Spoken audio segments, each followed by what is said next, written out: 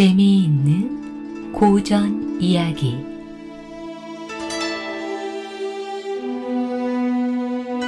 담을 넘어 도망친 내시의 아내.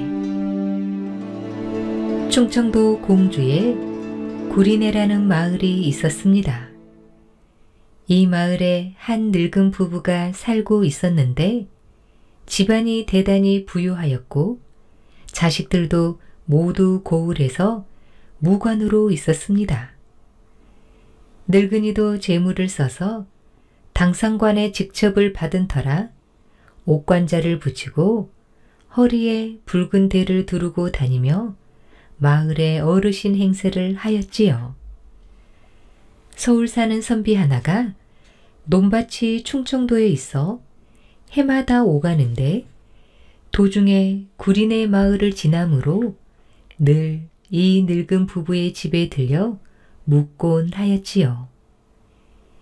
이들은 선비가 올 때면 매번 술을 내오고 닭을 잡는 등 정성껏 대접하였습니다. 그러다 보니 사이가 매우 가까워졌답니다. 노파는 비록 나이가 들었으나 얼굴색이 맑고 고왔으며 살집도 좋은 편이었습니다. 익사를 잘 부려 이야기 중에 종종 우스갯소리를 잘하였지만 전혀 상스럽지 않았습니다. 어느 날 저녁에 선비가 늙은 부부와 자리를 마주하였는데 등잔불 밑에 앉았던 노파가 이야기를 꺼냈습니다. 노파가 홀연 늙은이를 힐끔 쳐다보더니 입가에 웃음을 머금고 이런 말을 했습니다. 내가 젊었을 적에 어떤 중을 만나 나 부끄러운 짓을 한 적이 있었다오. 그런데 그 중에 꼬락서니도 참 우스웠지. 그러자 늙은이는 눈을 흘기며 주책 없는 할망구 같으니 또 회개한 말을 하고 싶은 게로군. 이라 말하며 나무라는데 잠옷 부끄러워하는 기색이 역력하였습니다. 선비는 뭔가 재미난 곡절이 있는 듯하여 웃으며 물었답니다. 무슨 이야기인데 그로? 놀랄만한 이야기인 듯 싶구려. 노파가 크게 웃으며 늙은이에게 속 시원하게 이야기하지 그러우 라며 채근하자 늙은이는 노파를 타박했습니다. 하고 싶으면 제가 할게지. 그러자 노파는 웃음을 띤 채 말을 이어나갔답니다. 에휴, 내 본디는 서울의 양갓집 딸이었어. 일찍이 부모를 잃고 외삼촌 댁에서 자랐는데 외숙모는 한 번도 나를 불쌍하게 여기거나 귀여워한 적이 없었다오. 그러다 결국 외숙모는 나를 내시의 아내로 시집을 보내버리지 않겠소. 시집간 첫날 밤에 이불 안에 함께 누워 자는데 내시는 그냥 내 몸을 만지기만 합디다. 그때 내 나이 겨우 16인지라 남녀가 한 이불에 들면 그저 그렇게 하는 것이려니 했다오. 그 뒤 점차 세상을 물정을 알게 되니 내시가 싫어졌는데 미움이 날이 갈수록 더 심해졌다고 합니다.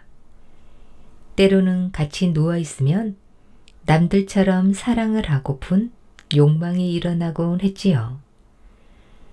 점점 원통하고 분한 마음이 가슴에 가득 차올라 훌쩍거리며 많이도 울었답니다. 화창한 봄이와 벌과 나비가 쌍쌍이 날고 수양버들 사이로 꾀꼬리와 제비가 쥐저귀를 낮추면 5만 가지 생각이 끌어올라 침상에서 잠을 이룰 수 없었지요. 가만히 생각하면 할수록 비단옷과 흰 쌀밥 따위가 내게 무슨 상관이란 말인가. 초가지붕 아래서 반폭짜리 베이브를 덮고 나물죽을 먹더라도 참다운 사내와 사는 게 인생의 진정한 낙이 아닐까. 나는 시집 갔지만 아직 처녀의 몸이니 차라리 다른 남자에게 도망쳐 인생을 즐기며 사는 게 어떨까? 라는 마음이 불쑥불쑥 솟았습니다.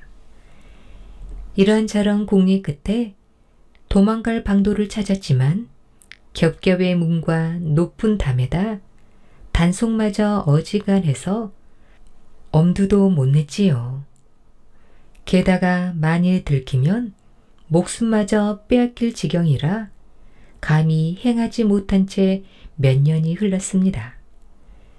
그러다 영 견딜 수 없게 되니 모진 생각이 들었답니다. 이렇게 100년을 산다 한들 무슨 낙이 있으랴.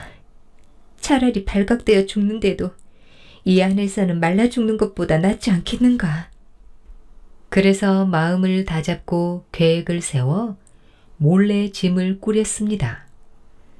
솜을 넣지 않은 옷가지, 비단, 가벼운 폐물, 은 수백 냥을 한 꾸러미로 싸고 무게를 가늠해 보니 가지고 도망갈 만 했습니다. 마침 4시가 숙직인 날을 틈타 새벽종이 막 울릴 무렵 몰래 빠져나와서는 담 아래 큰 나무에 배를 묶고 거기에 매달려 담을 넘었습니다. 그러고는 곧장 남문으로 내달렸는데 아직 날이 밝기 전이라 남산 소나무 숲에 몸을 숨기고 있다가 아침을 기다려 도망을 쳤답니다. 평생 문 앞의 길도 밟아보지 못했는데 지름길을 알 턱이 없었지요. 그저 큰 길을 따라 앞만 보고 갈 따름이었습니다.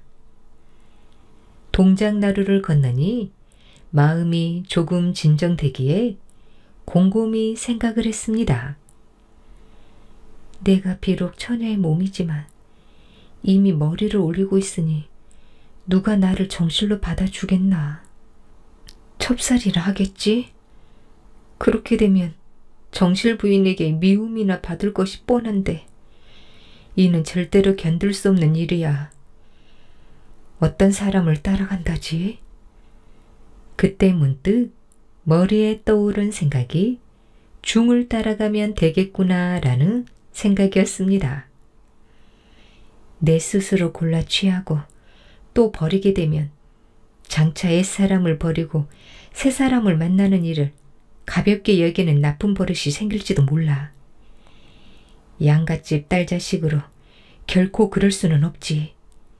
차라리 길에서 처음 만나는 사람을 따라가자.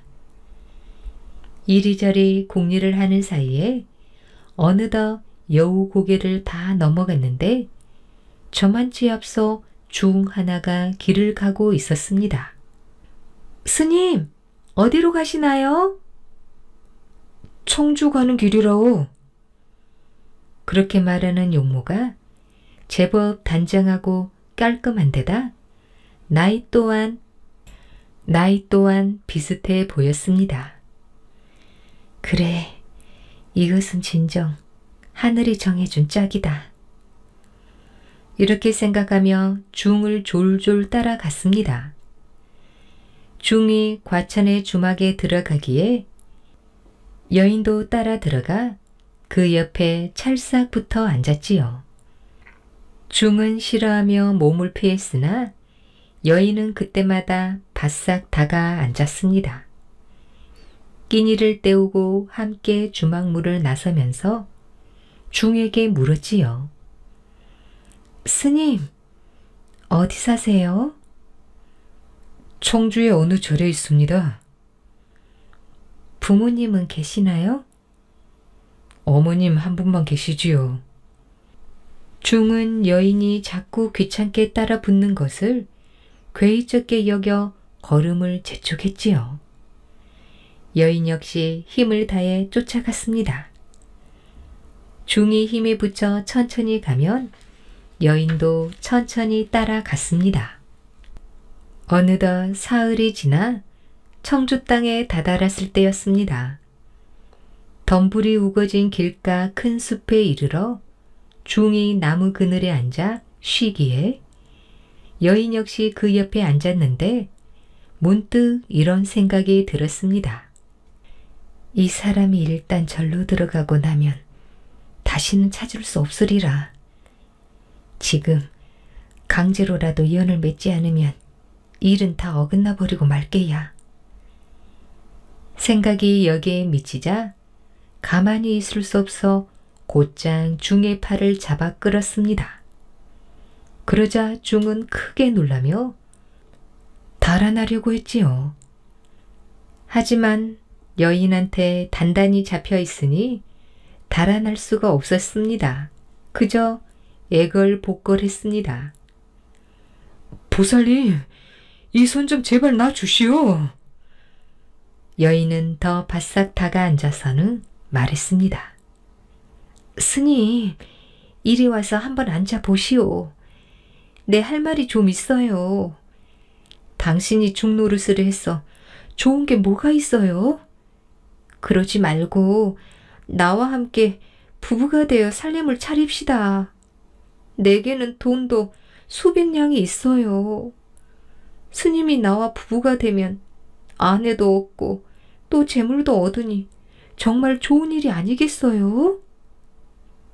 중은 여인의 말을 듣더니만 갑자기 얼굴이 온통 빨개지고 목구멍과 입에서 흐흐 하는 소리가 흘러나왔습니다.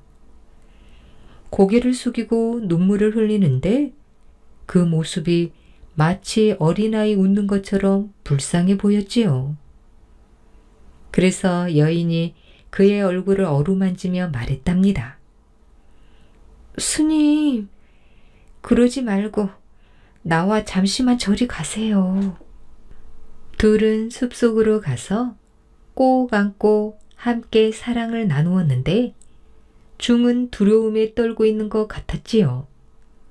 그래서 여인이 다시 말을 했습니다. 우리 두 사람은 이제 부부가 되었어요.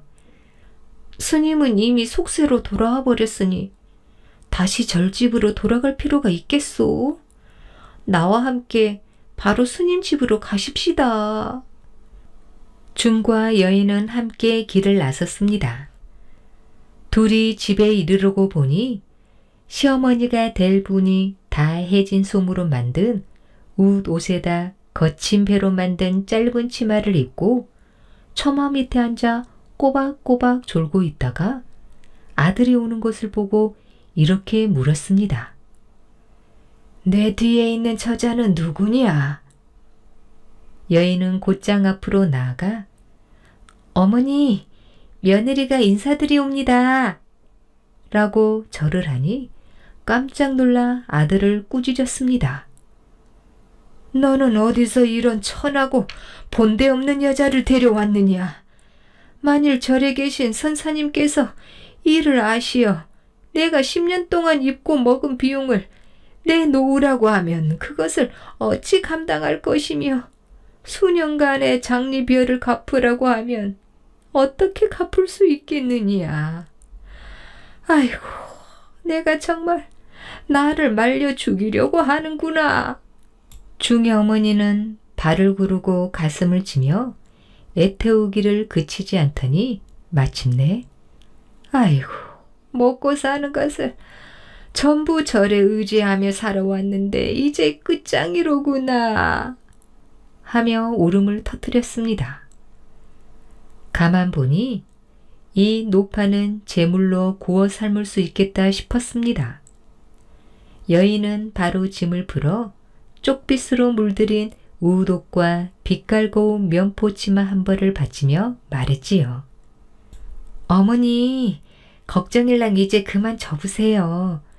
제가 가지고 온 재물이 좀 있으니 그 늙은 선사가 온다 하더라도 능히 감당할 수 있습니다. 그러자 중의 어머니는 옷을 벗고 묵묵히 있다가 이렇게 말했답니다. 일단 앉아보거라. 이윽고 날이 저물자 여인은 새색시답게 부엌에 들어가 일을 했고 방에 돌아와 남편과 다정한 봄을 보냈답니다. 중은 비로소 부부간의 사랑하는 참다움을 알았습니다. 이야기가 여기에 이르자 옆에 빤히 바라보던 늙은이가 부끄러운 줄도 모르는 옆에 내 같으니 하고 핀잔을 주었습니다. 이야기를 하는 처음부터 노파는 말하다가 웃고 웃다가 다시 말을 잇곤 했는데 강제로 연분을 맺는 대목에 이르자 가만히 듣고 있던 늙은이가 갑자기 성을 버럭 내었습니다. 하지만 노파가 두 손을 저으며 우스갯소리를 하자 늙은이는 어쩔 수 없이 같이 웃고 말았지요. 노파는 다시 이야기를 이어나갔습니다. 다음 날 무명 2단을 남편에게 내주면서 시장에 갓과 망건 가는 배로 바꿔 오게 한 다음 속세의 남자 옷을 만들어 주었수. 입혀놓고 보니 남편은 참으로 젊고 예쁘장한 미남자가 됩디다. 그런 다음 절에 가서 늙은 선사에게 하직 인사를 드리고 오라 시켰더니 그 늙은 선사가 곧장 우리 집 문 앞까지 따라왔지 뭐겠수. 큰 덩치로 씩씩거리며 들어오는데 한 번도 깎지 않았는지 수염이 얼굴에 가득하였고 몰골이 무척 혐오스러웠다오. 늙은 선사가 소리를 버럭 지르며 이렇게 말했수. 할멈, 자식을 내게 주어놓고 다시 빼앗아 가는 것은 무슨 경우요? 10년 동안 입고 먹은 비용과 수년 동안의 장리를 즉시 돌려주지 않으면 오늘 반드시 큰 화를 당할 것이니 두고 보시오. 시어머니가 벌벌 떨며 감히 대꾸하지 못하기에 나는 부엌에 있다가 뛰쳐나가 곧장 선사의 앞으로 가서는 그놈의 귀를 붙잡고 뺨을 갈기며 이렇게 말했다오. 이 사람은 본래 내 남편인데 대관절 너랑 무슨 상관이 있다란 말이냐? 어떻게 생겨먹은 고약한 중놈이 감히 이리도 당돌하게 구는 게냐? 썩 물러가지 않으면 내 대머리를 부셔놓고 말 테야? 그러고는 연달아 따귀를 때리니 늙은 선사가 뺨을 부여잡고 아파 어쩔 줄 모르며 이리 같은 년, 이 나쁜 년, 무서운 년 하고 욕짓거리를 연발하면서 급히 도망가더니만 그 뒤로는 다시 오지 않았다오. 그 뒤 이 마을로 이사를 와서 전장을 가꾸며 50여 년을 함께 살았지. 그동안 아들, 딸, 나 자손들은 줄을 이었고 곡식은 창고를 가득 채웠으며 소와 말들도 외양간에 가득하다오. 그러니 그 중에 참으로 다복한 사람이 아니겠수. 그 다복한 사람이 바로 내 옆에 있는 우리 영감이라오. 노파는 이야기를 마치고는 다시 크게 웃었다고 합니다. 돗자리 임금 해종. 순간 처녀는 놀라 잠자리에서 벌떡 일어나 앉았습니다. 그러고는 두려움에 잔뜩 질린 표정으로 방 안을 천천히 둘러보았습니다. 방금 전 꿈속에서 보았던 붉은 여유주를 입에 문 황룡의 이글거리는 눈동자가 어둠 속에서 자신을 노려보고 있는 것만 같아 저절로 몸소리가 쳐졌습니다. 처녀는 황급히 불을 밝혔지요. 환하게 제 모습을 드러낸 방 안은 잠들기 전과 다름없었습니다. 윗목엔 바느질 바구니가 놓여 있었고 벽에 걸린 옷가지들은 모두 그대로였답니다. 처녀는 자신도 모르게 얕은 안도의 숨을 몰아쉬며 찬찬히 꿈속의 일을 떠올렸지요. 꿈속에서 처녀는 푸른 바다가 끝없이 펼쳐진 이름 모를 해변을 혼자 거닐고 있었습니다. 바다가 얼마나 깊은지 물빛은 푸르다 못해 시퍼렇게까지 했지요. 해변가엔 근심 없이 자란 아름드리 해송들이 하늘을 향해 길게 뻗어 있었고 햇빛은 옅은 안개와 더불어 은은하게 바닷물에 비치고 있었습니다. 처녀는 선녀들이 입는 것과 같은 화사한 날개 옷을 입고 무언지 모르지만 즐거운 목소리로 콧노래를 흥얼거리며 해송 사이사이에 자라난 아름다운 꽃들을 꺾고 있었습니다. 처녀는 꽃으로 화관을 만들어 머리에 왕관처럼 쓰고 가느다랗게 주름져 흘러내린 윗옷 위로 형형색색의 꽃으로 만든 꽃 목걸이를 만들어 걸고는 무작정 해변가를 걷고 있었지요. 자신이 어디를 가는지, 지금 이곳이 어디인지도 처녀는 생각하지 않았습니다. 다만 언젠가 꼭 한 번은 와보고 싶었던 성경의 세계일 것이라고만 막연히 느낄 뿐이었지요. 처녀가 바다와 햇살과 꽃향기에 취해 정신없이 해변가를 걷고 있는데 일순 수평선 멀리 오색 무지개가 서리는 듯 싶더니 작은 구름 한 점이 처녀가 있는 해변가로 천천히 흘러왔습니다. 처음에는 손바닥만하게 작던 구름이 해변가 쪽으로 다가오면서 점점 거대해지더니 처녀의 머리 위에 이르자 하늘을 뒤덮을 만큼 큰 뭉게구름으로 변했습니다. 처녀가 의아한 눈초리로 구름을 바라보고 있는데 갑자기 구름 사이로 드문드문 섬광 같은 햇살이 강하게 내리쬐더니 광풍이 불면서 번개가 번쩍였습니다. 두려움을 느낀 처녀가 뒷걸음을 치며 도망가려는 찰나 구름을 헤치고 나타난 황룡이 거대한 몸을 비틀며 처녀에게 다가왔습니다. 처녀가 놀라 비명을 지르며 도망가려는데 발이 땅에 붙어 떨어지지 않았지요. 처녀가 사색이 되어 꼼짝도 못하고 있는 사이 두 눈을 이글거리며 다가온 황룡은 여유지를 입에 물고서 처녀의 뱃속으로 빨려드는 것처럼 들어가 버렸습니다. 그와 동시에 처녀는 눈을 떴지요. 일어나 앉은 처녀는 황급히 자신의 아랫배를 내려다보며 반사적으로 두 손을 모아 감싸 쥐었습니다.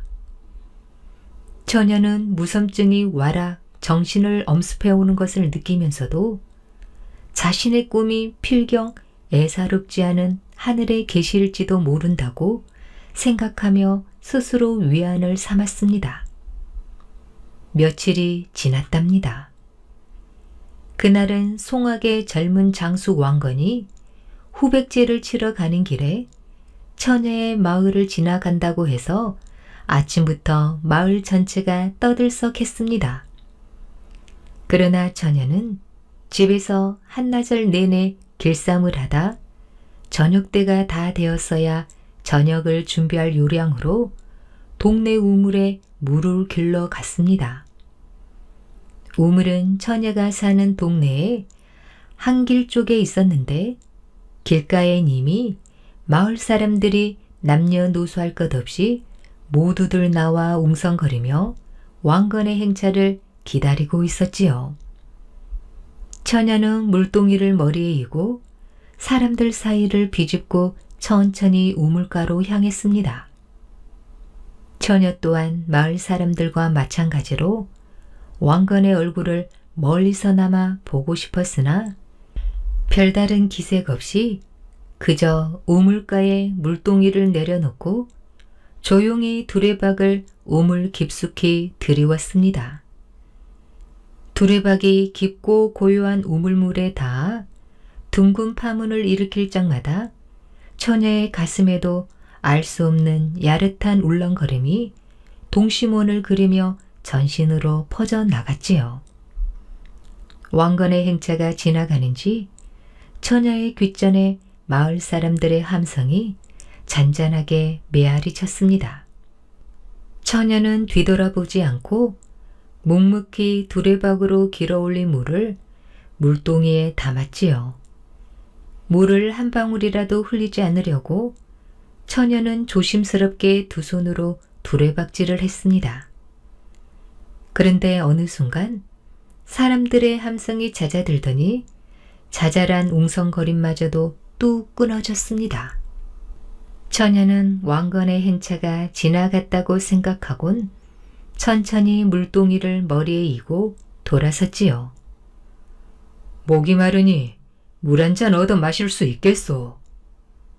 어느새 다가왔는지 부드러운 음성으로 처녀에게 물을 청하는 이는 다름 아닌 왕건이었습니다. 처녀는 숨이 멎을 것 같이 가슴이 뛰었지만 며칠 전 꾸었던 꿈을 떠올리고는 얼른 물동이를 내려놓고 두레박으로 물을 길러 왕건에게 내밀었지요. 왕건은 처녀가 내미는 물을 시원하게 들이켜보는 처녀의 얼굴을 찬찬히 살펴보았습니다. 그런데 그대의 몸에 서린 이 빛은 무엇인가? 왕건의 말에 처녀는 놀란 눈으로 자신의 몸을 살펴보았습니다. 그런데 놀랍게도 오색의 무지개 같은 빛이 어느새 자신의 몸을 휘감고 있는 것이었습니다. 처녀는 할 말을 잃고 그저 멍한 눈으로 왕건을 바라보며 자신도 모르는 일이라는 듯 가만히 고개를 가로저었지요. 왕건은 한참 동안 처녀의 얼굴에서 시선을 거두지 못하고 있다가 처녀의 집과 이름을 묻고는 우물가를 떠났습니다. 처녀는 두근거리는 가슴을 안고 황급히 물동이를 머리에 이고 집으로 돌아왔답니다. 그날 저녁 마을 사람들에게서 우물가에서 있었던 일을 전해 들은 처녀의 아버지는 무슨 생각에선지 딸의 혼사 준비를 서둘렀습니다.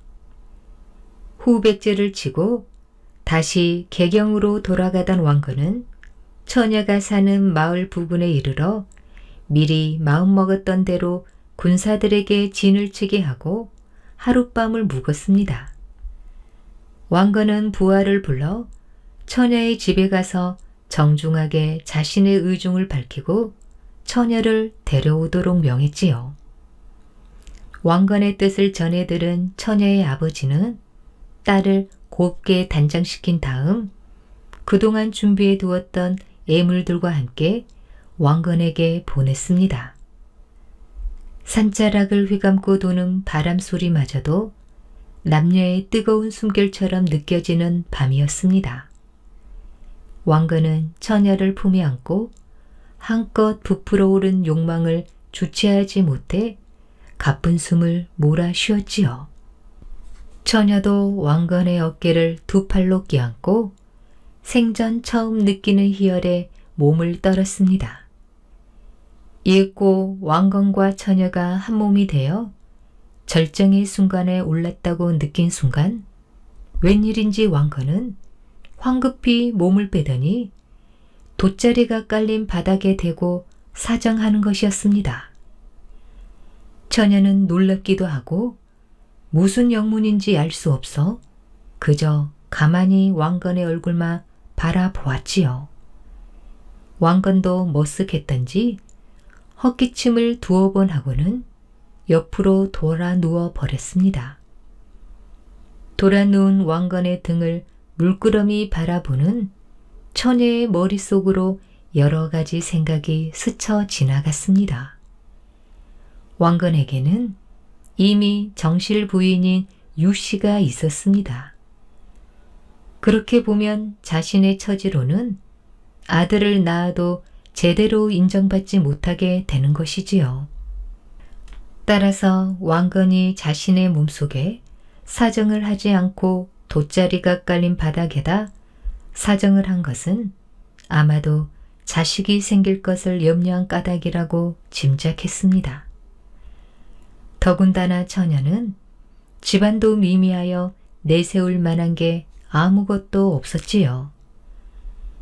처녀는 한동안 생각에 잠겼다가 결심이 선 듯 조심스럽게 돗자리에 묻은 왕건의 정액을 손가락에 묻혀 자신의 몸 깊숙이 집어넣었습니다. 처녀는 왕건이 잠에서 깰까봐 숨을 죽여 몇 번이고 그 일을 반복했지요. 처녀는 자신이 꾸었던 황룡의 꿈을 철석같이 믿고 있었던 것입니다.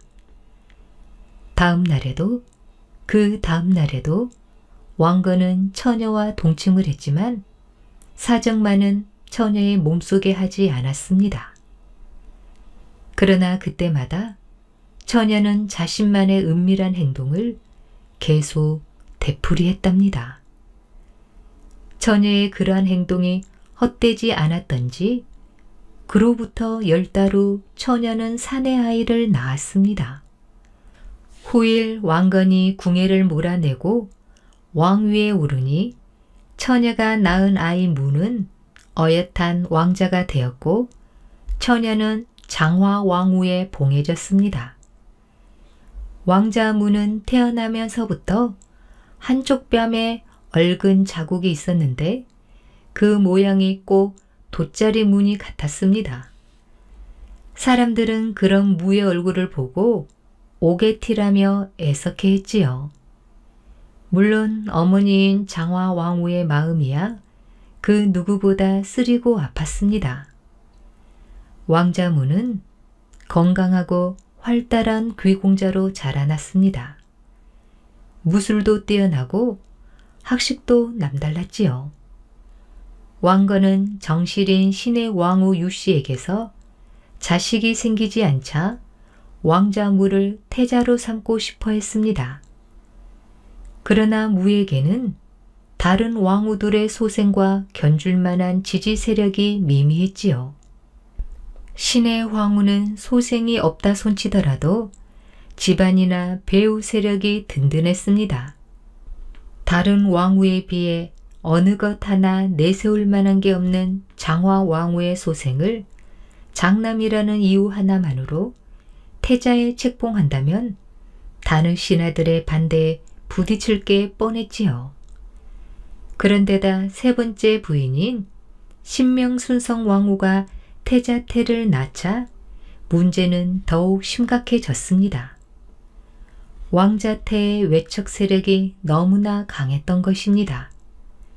일이 이렇게 되자 왕자 무를 바라보는 왕건의 시선은 사뭇 애처롭고 애잔하기까지 했지요.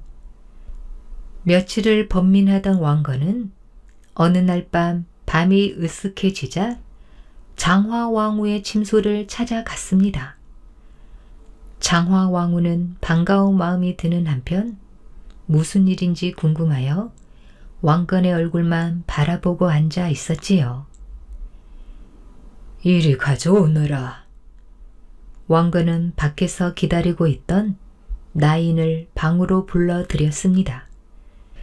나인은 허름하고 군데군데 칠이 벗겨진 작은 나무 상자 하나를 들고 와서 왕건 앞에 다소곳하게 내려놓고 나갔지요. 왕건은 장화 왕후의 얼굴을 보며 나지막하게 말했습니다. 내 마음이요. 내가 나간 뒤 열어보도록 하오. 폐하, 무슨 말씀이신지. 열어보면 알 수 있을 것이요. 왕건은 그렇게 말한 후 방에서 나갔습니다.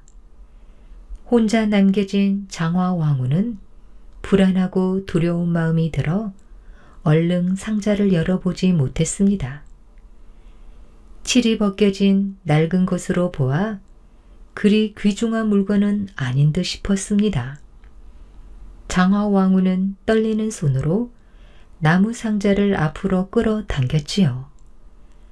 가슴이 방망이 질치는 것이 손끝까지 전해졌습니다.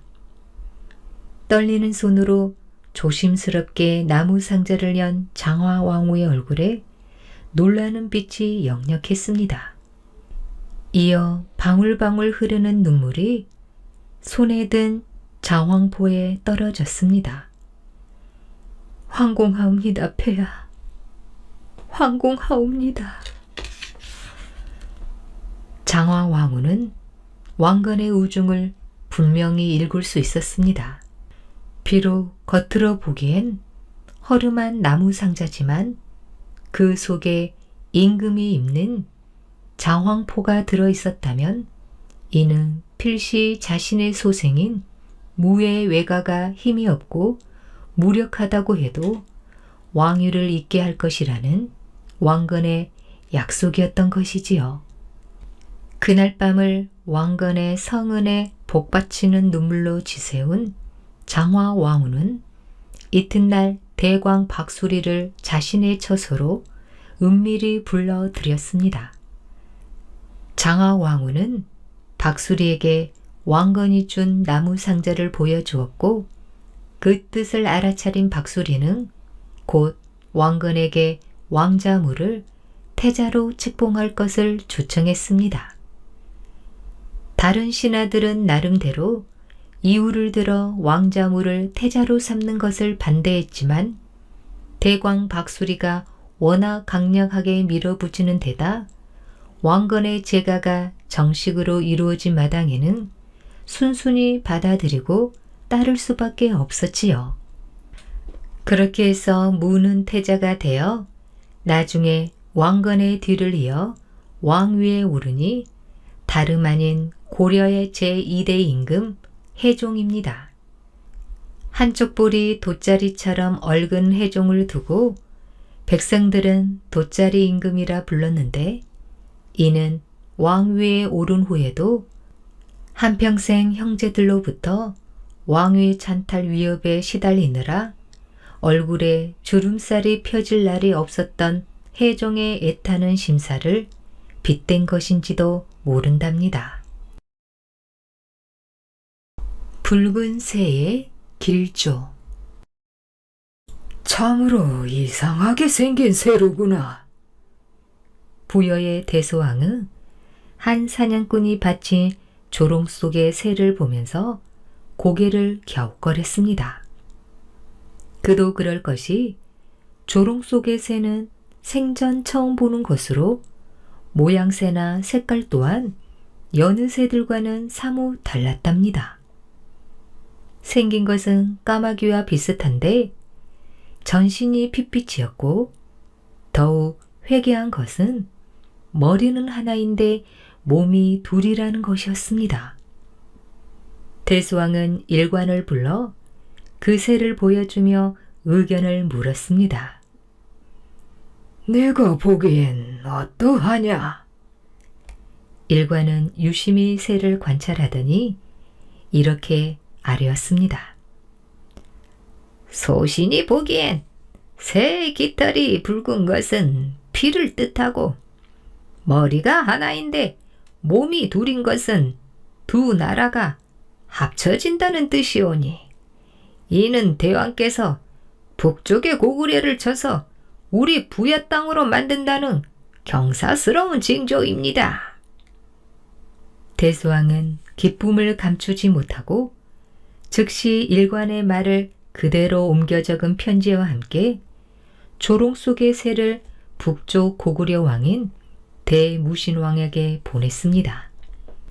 부여의 사신이 가져온 괴상하게 생긴 새와 함께 편지를 받아본 대무신왕은 신하들을 불러 편지와 함께 새를 보여주며 의견을 물었습니다. 모두들 괴상하게 생긴 새를 보며 인상을 찌푸린 채 아무 말이 없는데 나이가 가장 많은 노신이 나서 왕께 아뢰었습니다. 폐하, 경하드리옵니다. 새의 깃털이 붉은 것은 남쪽을 뜻하니 이는 우리 고구려에서 보자면 남쪽이란 바로 부여를 가리키는 곳이 없고 두 몸이 하나의 머리로 합쳐진 형상은 곧 두 나라가 하나가 된다는 뜻이옵니다.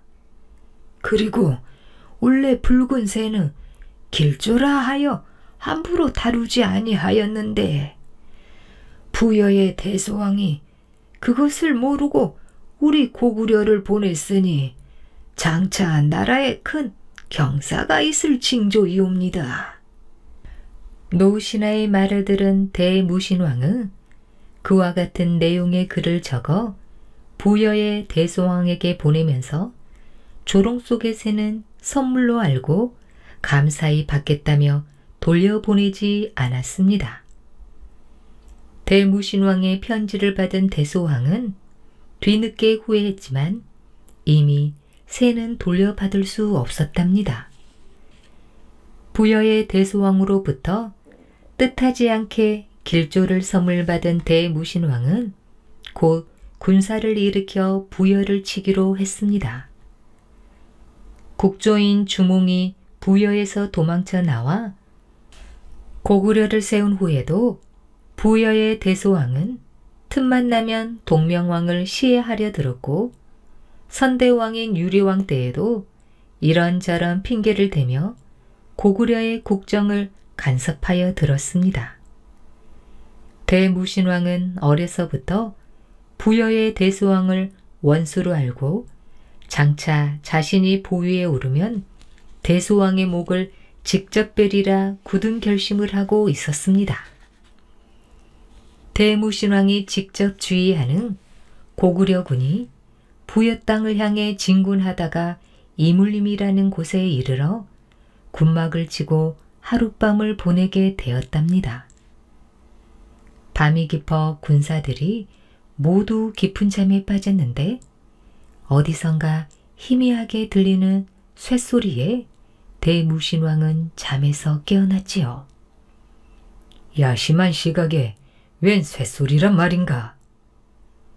대무신왕은 혹시 부여군이 쳐들어온 게 아닐까 하는 의구심에 자리에서 일어나 부하 장수들을 깨워 대동하고 쇳소리가 나는 곳으로 조용히 발길을 돌렸답니다. 쇳소리는 어둠을 뚫고 야산 기슭에서 은은히 들려왔지요.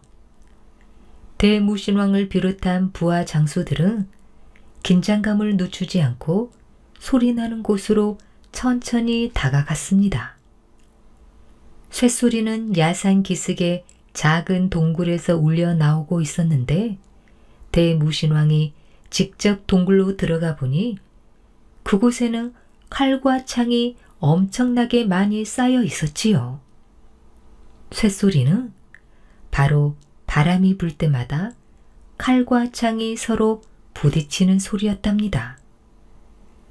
대무신왕은 이는 부여를 치라는 하늘의 뜻이라 여겨 군사들로 하여금 동굴 속에 칼과 창을 거두게 하고 다시 부여 땅을 향해 진군했습니다. 대무신왕이 거느린 고구려 군사가 부여 땅에 가까이 갔을 무렵 키가 9척이나 되는 거구의 사내가 대무신왕을 뵙기를 청하였습니다. 대왕폐하, 소인은 북명에 사는 괴유라고 하옵니다. 대왕폐하께서 친히 부여를 치러 가신다기에 여기서 기다리고 있었사옵니다. 대무신왕 앞에 무릎을 꿇은 그 사내는 다짜고짜 그렇게 말하며 큰 절을 올렸지요.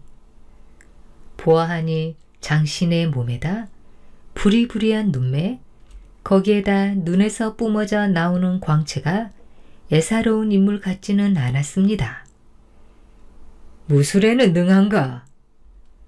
대무신왕의 말이 떨어지기가 무섭게 괴유는 칼과 창을 들고 날렵하게 몸을 움직여 보였습니다.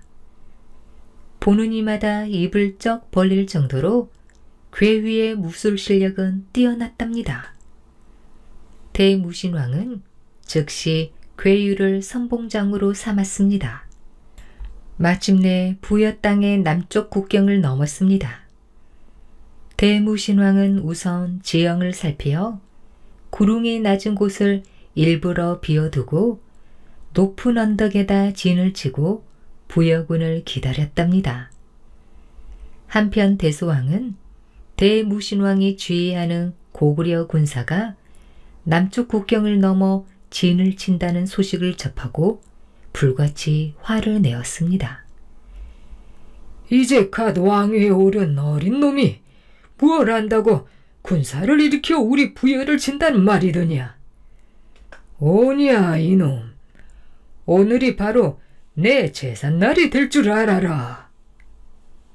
그리하여 대소왕은 군사를 이끌고 고구려군 진영을 향해 말을 몰았습니다. 고구려군이 진을 친 곳에 도착한 대소왕은 코웃음을 치며 대무신왕을 두고 비아냥거렸지요. 낮은 구름을 피해 언덕 위에 진을 친 것을 보니 병법이라곤 하나도 모르는 무식한 놈이로구나. 구름을 끼고 적을 막아야 적의 퇴로를 차단하여 선면할 수 있는 법이거늘. 대소왕은 곧장 군사들에게 명령하여 구름 쪽으로 내려가게 했습니다. 왕의 명령을 받은 군사들은 개미떼처럼 창과 칼을 들고 일제히 언덕 아래 구름으로 내달렸지요. 그런데 이게 웬일인가? 구름은 진흙투성이어서 제대로 몸을 가누기조차 힘들었답니다. 몸이 반쯤 진흙에 잠긴 부여 군사들은 중심도 잡지 못하고 허우적거렸지요. 그때를 놓치지 않고 대무신왕의 공격 명령이 떨어졌습니다. 언덕 위에서 함성을 지르며 구름을 에워싸고 있는 고구려 군사들은 갈팡질팡하는 부여군을 손쉽게 무찌를 수 있었답니다. 대소왕은 말을 돌려 부여군의 진영으로 돌아가려 했으나 장검을 휘두르며 괴유가 그 앞을 가로막으며 큰 소리로 외쳤답니다. 어리석은 대소는 내 칼을 받아라. 대소왕은 괴유의 말에 더욱 기세등등하게 맞받았습니다. 젖비리네 나는 어린 놈이 못하는 말이 없구나. 그렇게 죽기가 소원이거든 내 원대로 해주마. 대소왕은 말이 끝나자마자 큰 창을 휘두르며 괴유를 향해 말을 달렸습니다. 괴유도 소리를 지르며 대소왕을 향해 칼을 휘두르며 달려들었답니다. 두 사람은 서로 으르렁거리는 호랑이와 표범처럼 싸워댔지요. 괴유가 젊고 용맹스러워 힘에서 앞선다면 대소왕은 비록 늙은 몸이지만 백전노장이라 할 수 있었습니다. 누가 먼저랄 것도 없이 칼과 창을 주고받으니 두 사람의 싸움은 좀처럼 승패를 가리기 힘들 정도로 오래 지속되었지요. 그러던 어느 순간 말을 타고 달려오며 괴유의 심장을 향해 창을 겨누던 대소왕의 머리가 툭하니 땅바닥에 떨어져 나뒹굴었습니다. 괴유가 창을 피하며 몸을 뒤로 돌려 스쳐 지나가는 대소왕의 목을 뒤에서 내리쳤던 것입니다. 고구려군의 함성이 언덕 저편까지 메아리 쳤지요.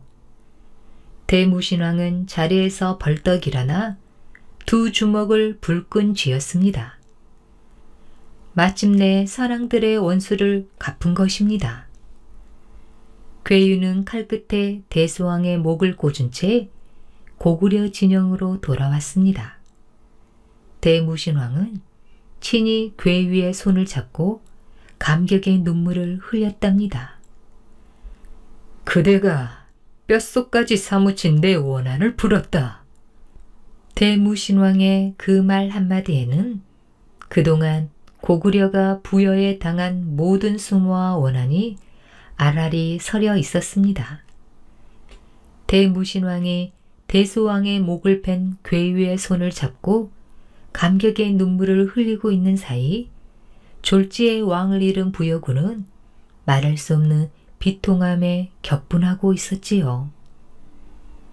부여군은 일개 소개에 불과한 고구려가 부여를 침략한 것도 어이가 없었는데 대소왕의 목숨까지 앗아가자 고구려 왕의 목을 베어 원수를 갚자는 소리가 드세어 갔습니다. 군사를 재정비한 부여군은 다음 날 아침 대대적인 공격을 감행해 왔습니다. 수적으로 열세인 고구려군은 죽기를 각오하고 싸웠지만 조금씩 뒤로 밀리기 시작했지요. 대무신왕은 일단 철수하기로 마음을 굳혔지만 진지에 에워싼 부여군의 숫자가 워낙 많아 쉽사리 포위망을 뚫을 수가 없었답니다. 하루하루가 지날수록 고구려군은 불리한 입장에 놓였습니다. 가져온 군량미는 바닥을 보이고 있었고 군사들도 조금씩 지쳐갔지요. 퇴로를 차단당한 상태라 되돌아갈 수도 없는 노릇이었습니다. 대무신왕은 하늘을 우러러 탄식을 했습니다. 하늘이시여, 이렇게 저희 고구려를 버리십니까? 차라리 제 목숨을 걷어가시고 죄 없는 군사들은 살아서 돌려보내주시옵소서. 그런 왕을 바라보는 괴유의 마음도 쓰라리고 안타까웠습니다. 대장부가 싸움터에서 죽을 양이면 전사했다는 소리를 들어야지 군량미가 떨어져 굶어 죽었다는 소리를 듣는다는 것은 치욕스러운 일이었지요. 대무신왕과 괴유가 가슴을 졸이며 애를 태우고 있는데 난데없이 안개가 끼어 자욱하게 진지를 에워싸기 시작했습니다. 안개는 점차 짙어져 얼마 지나지 않아 한치 앞이 안 보일 정도로 짙어갔습니다. 대무신왕은 급히 괴유를 불러 말했지요. 이 안개는 하늘이 우리를 돕기 위해서 내리신 것이다. 이 기회를 놓치지 말고 고구려로 돌아가야겠는데 무슨 방도가 없겠는가? 괴유는 곰곰이 생각에 잠기더니 왕께 아뢰었습니다. 폐하, 염려하지 마시옵소서. 소신이 알아서 처리하겠습니다. 대무신왕 앞을 물러난 괴유는 군사들을 시켜 나무와 짚으로 허수아비를 만들게 했지요.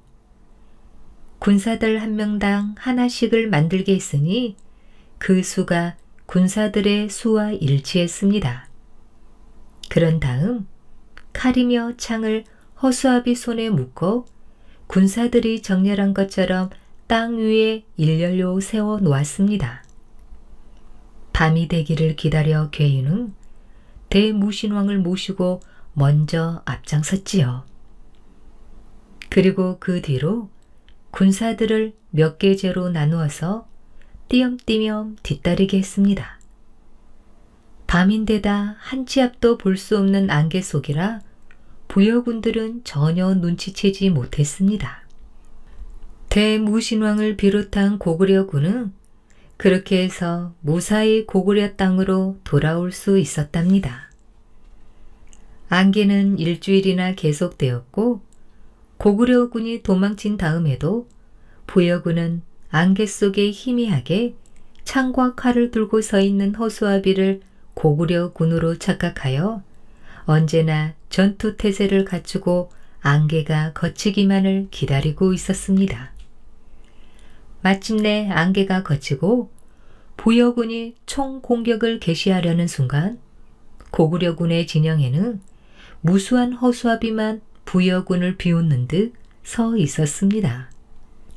그제야 고구려군이 달아났음을 알아차린 부여군은 즉각 추격전을 벌였으나 그 시가 고구려의 대궐에서는 이미 대무신왕을 비롯한 신하들이 모여 대소왕의 목을 베고 무사히 돌아온 것을 기념하는 큰 잔치가 벌어지고 있었습니다.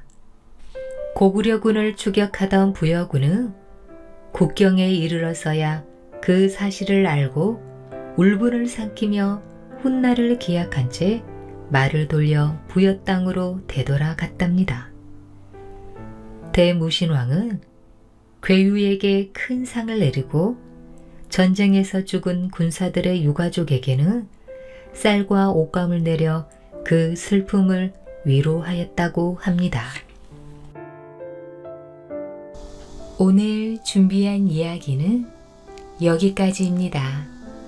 더 재미있는 이야기로 다시 만나겠습니다. 꿀잠 주무세요.